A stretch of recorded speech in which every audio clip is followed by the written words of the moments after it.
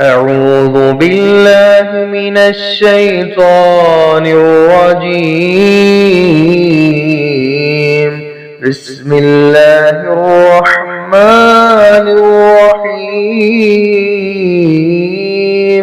وإلهكم إله واحد لا إله إلا هو الرحمن الرحيم.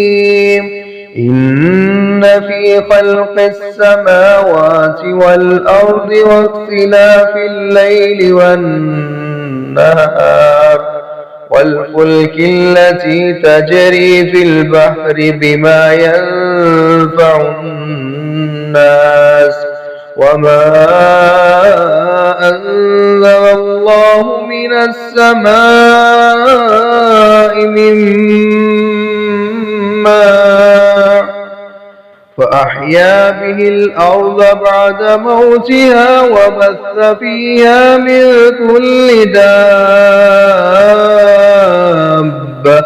وتسريف الرياح والسحاب المسخر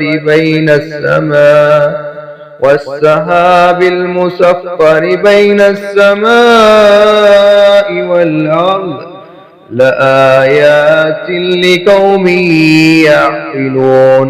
ومن الناس من يتخذ من دون الله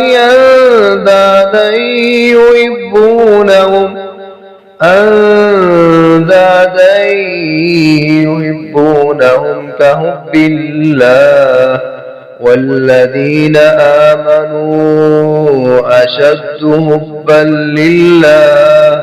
ولو يرى الذين ظلموا إذ يرون العذاب أن القوة لله جميعا وأن الله شديد العذاب. استبرأ الذين اتبعوا من الذين اتبعوا ورأوا العذاب وتقطعت بهم الأسباب.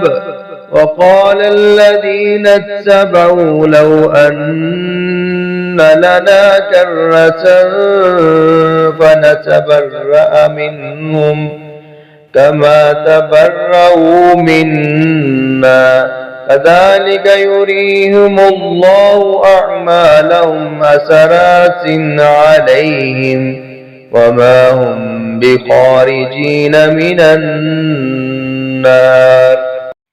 और तुम्हारा माबूद एक ही माबूद है, उसके सिवा कोई माबूद नहीं।